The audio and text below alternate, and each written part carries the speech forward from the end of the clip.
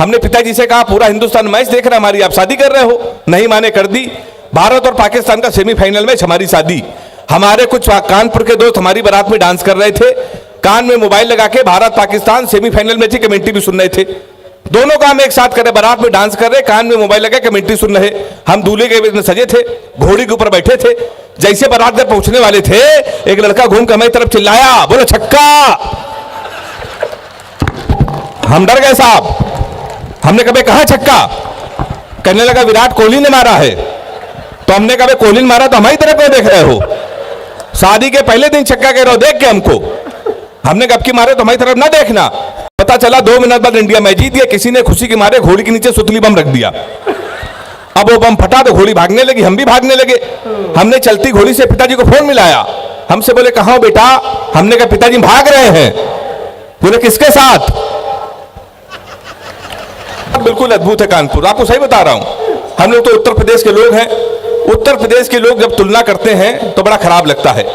मुंबई के लोगों के पास अगर अचानक पैसा आ जाए तो अपने बच्चे को कैरियर बनाने के लिए करोड़ों खर्चा करते हैं। दिल्ली वाले अपने बच्चों के कैरियर के लिए करोड़ों खर्चा। केवल उत्तर प्रदेश ही एक ऐसा प्रदेश है कैरियर बनाने के लिए कोई खर्चा नहीं। आप 250 का कुर्ता लीजिए, 350 का सफेद पैजामा, 300 रुपए के सफेद जूते, 50 रुपए का काला चश्मा, 40 रुपए के गले में डालने वाला अंगूछा। हमारे यहां तैयार हो जाता है युवा हृदय सम्राट। विधायक जी देख रहे हैं हम क्या यही पहन के आए हैं?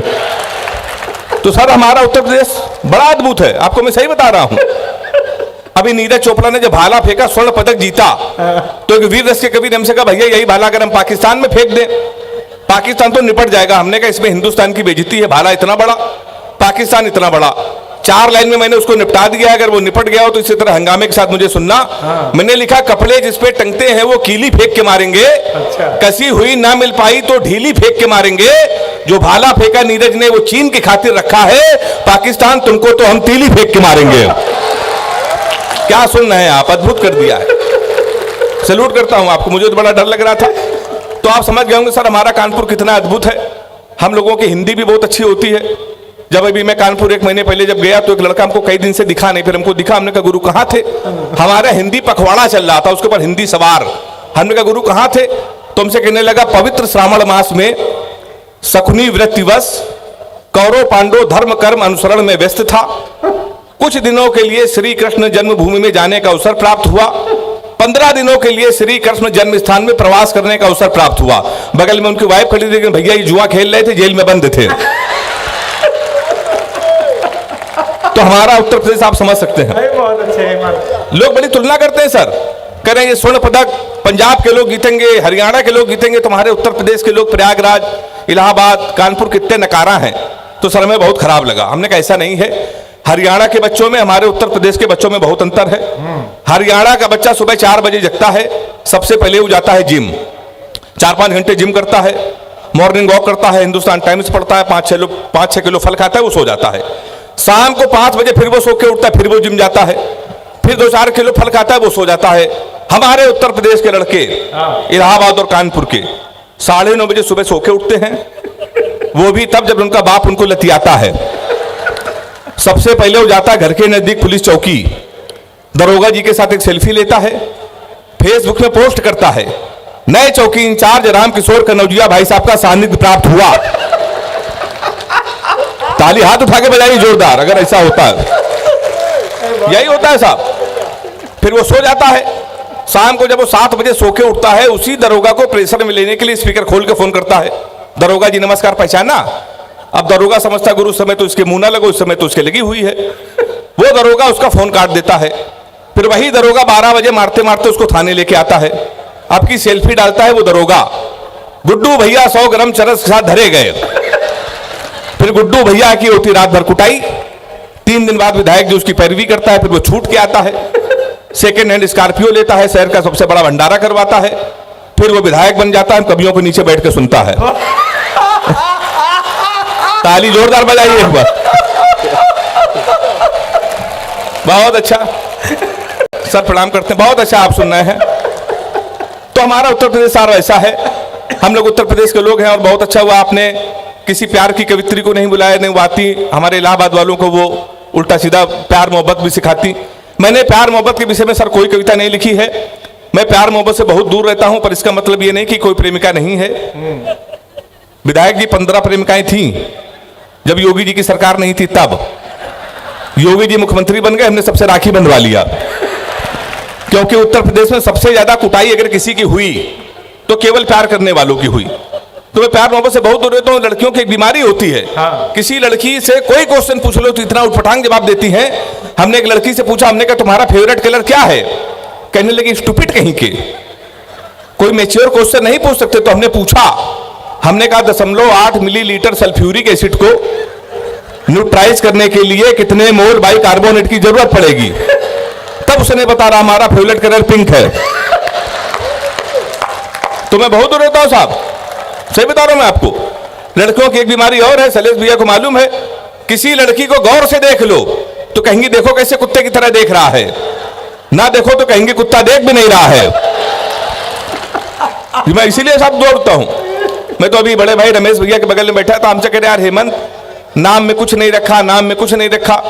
मुस्कान भैया सही कह रहे थे, सर नाम में कुछ नहीं रखा है। मुस्कान नाम था उसका, वो हमारा नुकसान करके चली गई। फिर हम रोशनी नाम की लड़की में शिफ्ट हुए, 2.5 साल उसने भी हमको अंधेरे में रखा।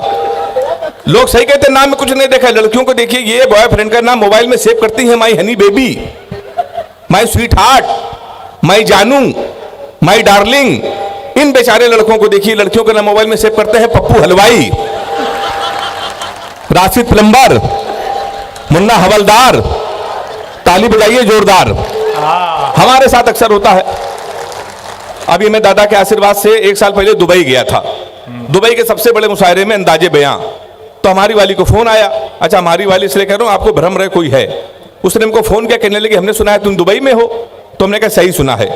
कहने लगी हमारे लिए एक काम करना है, एक सोने की चैन ले आना। हमने कहा क्यों? कहने लगी एक तो दुबई में सोना सस्ता है और जीवन भर तुमको मैं याद करती रहूंगी। तो हमने कहा पगली हम चैन नहीं लाएंगे फिर भी याद करती रहोगी। उसने पूछा कैसे? हमने कहा जीवन भर सोचोगी हरामखोर से पहली बार कुछ लाने को कहा था, ये वहां से भी खाली आ चला आया है। तो साहब मैं बहुत दूर रहता हूं। और विधायक जी मैंने तो सबक ले लिया है, आप भी ले लीजिए। अपनी प्रेमिका को कभी भी रुलाना नहीं चाहिए, क्योंकि 7-8 हरामखोर उसका आंसू पोंछने के लिए हमेशा तैयार रहते हैं। मैं बहुत दूर रहता हूं साहब, सही बता रहा हूं आपको। एक एक प्रेमिका को बांट कर ले गए, जो नहीं माना उसे डांट कर ले गए। जिस पेड़ पे बांधा था मोहब्बत का धागा, नगर निगम वाले उसे भी काट कर ले गए।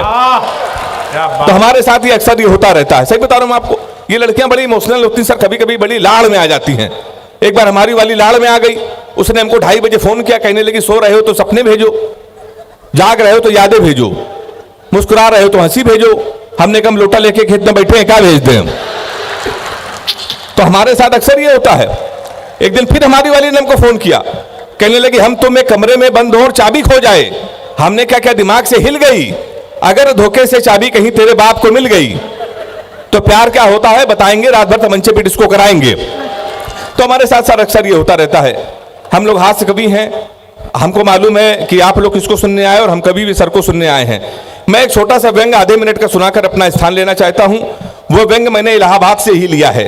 आज के 10-12 साल पहले मैं देख रहा था टीवी में, एक न्यूज देख रहा था आज तक, तो उसमें एक न्यूज आ रही थी कि प्रयागराज के मंदिर में हनुमान जी रो रहे हैं, उनकी आंखों से आंसू निकलने लगे। आपको याद होगा, मैंने वहां से एक व्यंग लिया था, मैं आपको सुनाना चाहता हूं और पूरे आशीर्वाद के साथ मुझे सुनिएगा और विदा कीजिएगा। एक रात में सोया ही था, सपने में खोया ही था, देखा कुछ लोग नफरत के बीज बो रहे हैं, सामने खड़े हनुमान जी रो रहे हैं।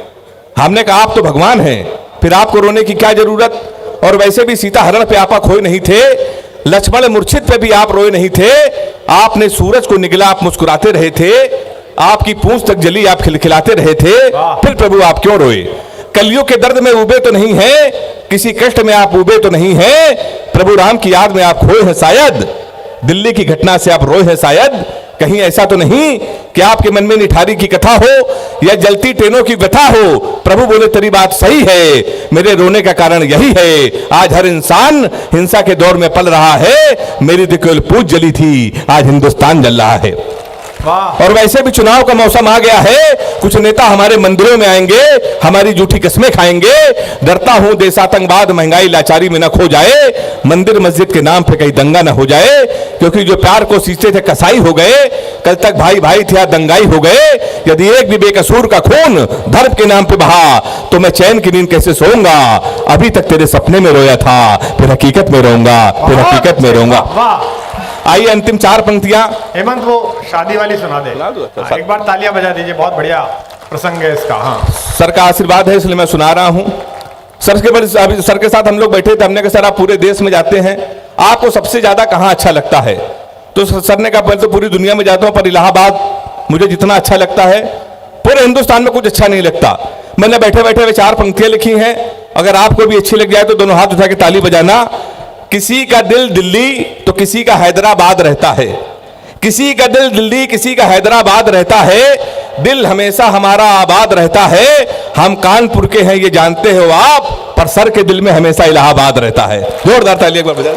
बहुत अच्छा है। चलिए मैं सुना दे रहा हूं, सर का आदेश है।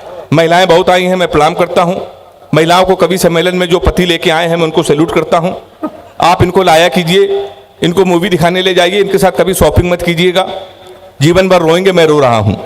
मैं अभी 3 दिन पहले अपने घर गया तो हमारी पत्नी के लिए, रोज तुम कभी सम्मेलन में रहते हो, सर के साथ रहते हो, तुम्हें कुछ कपड़े दिलाना है। वो हमको एक शॉपिंग मॉल में ले गए, दुकान वाले को उसने बोला कि भैया इनको कपड़े दिला दो। 7-8 जीन्स लेके आया। हमारी पत्नी से उसने पूछा नीली वाली कैसी है? सर आप अपने सीने पे हाथ रख के कसम खाइए, आप चाहे विधायक हो जाएं, नेता हो जाएं, वकील हो जाए, पर आपकी पत्नी अगर आपसे कोई चीज पूछ ले कैसी है, आपको डर के मारे कहना पड़ेगा अच्छी है। हाँ में हाँ मिलानी पड़ेगी। हमारी पत्नी ने हमसे पूछा नीली वाली जींस कैसी है? हमने कहा नीली वाली अच्छी है। कहने लगी 2 ले लें? हमने कहा 2 ले लो। कहने लगी 2 ज्यादा हो जाएगी। हमने कहा 2 ज्यादा हो जाएगी। कहने लगी काली वाली कैसी लगी? हमने काली वाली का कोई जवाब नहीं है। कहेंगे तुम्हारे ऊपर खिलेगी हरी वाली, तो हमने कहा हरी वाली तो बहुत अच्छी है। कहने पीली वाली का कोई जवाब नहीं है, पीली वाली ले ले? हमने कहा पीली वाली ले लो। कहने 2 ले ले? हमने कहा 2 ले लो। कहने फिर 2 ज्यादा हो जाएगी। हमने कहा लेकिन अभी अगले महीने शादी है तो काम आएगी। हमने कहा काम आएगी। कहने हरी वाली कैसी? हमने हरी वाली का कोई जवाब नहीं। तुमको पसंद है? हमने कहा पसंद है। पैक करा ले? हमने पैक करा लो। हरी वाली जीन्स सर पैक करा के आए। पहली धुलाई में हरी वाली ने कलर छोड़ दिया। हमारे ऊपर बेलन लेके आए, कहने लगे 3 घंटे से कह रही थी लाल वाली ले लो। ताली बजाओ ने, हाथ यहीं रहेगा हमारा। सब लोग हम लोग कवि लोग हैं तो सर के देखिए, हमारे सर के चक्कर में इतने लाखों लोग आ जाते हैं, हजारों लोग आ जाते हैं। नहीं सर, कवियों की हालत तो ये थी, हम लोगों को कोई सुनता नहीं था। अभी 10 साल 15 साल पहले एक आपको जोक याद होगा, बस में 2 आदमी यात्रा कर रहे थे।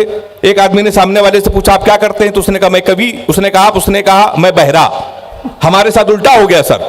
हम बस में यात्रा कर रहे थे, एक आदमी काला चश्मा लगाया था। उसने हमको टटोल के देखा। उसने कहा आप कौन? मैंने कहा मैं राष्ट्रीय कवि हेमंत पांडे। हमने कहा आप? उसने कहा मैं अंधा। हमने कहा तुम्हारा जवाब गलत है, तुमको बहरा कहना चाहिए। उसने कहा मेरा जवाब बिल्कुल सही है, मैं तुम्हारी शक्ल तक नहीं देखना चाहता। ये हमारे साथ होता है सर।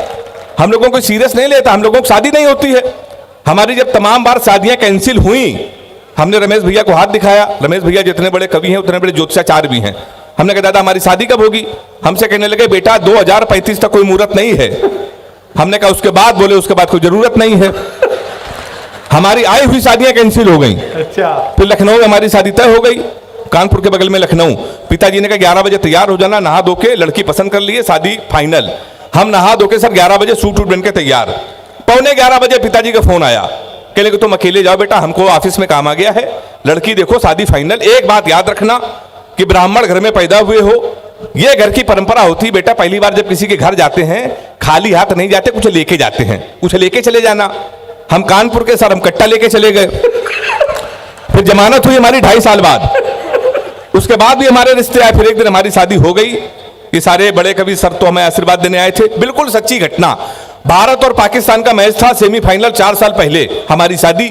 हमने पिताजी से कहा पूरा हिंदुस्तान मैच देख रहा है, हमारी आप शादी कर रहे हो? नहीं माने, कर दी।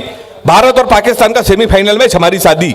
हमारे कुछ कानपुर के दोस्त हमारी बारात में डांस कर रहे थे, कान में मोबाइल लगा के भारत पाकिस्तान सेमीफाइनल में थी, कमेंट्री भी सुन रहे थे।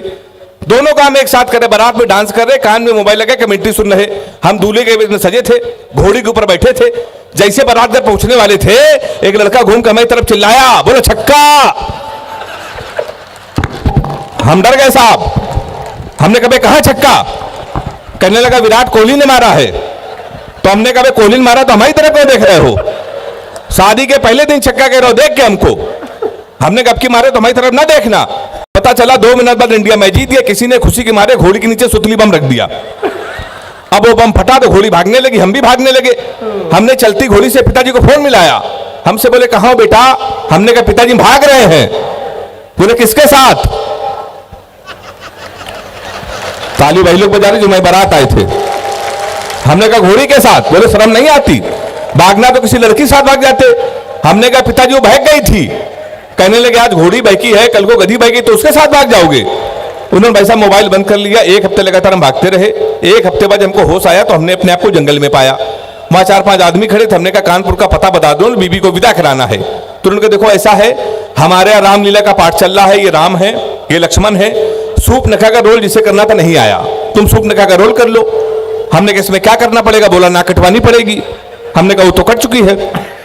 हमने उनकी बात मान ली, रात भर सूप नखा का रोल किया।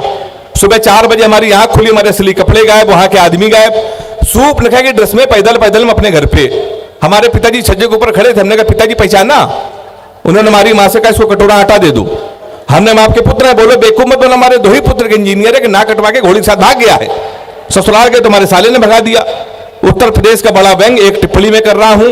व्यंग अगर आपकी समझ में आ जाए तो तालियों के महोत्सव के साथ मुझे विदा कर दीजिएगा।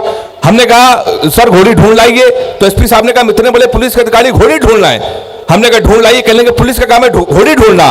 हमने कहा एसपी साहब भैंस तो आप ढूंढ लाए थे। वाह वाह वाह। बहुत बहुत धन्यवाद।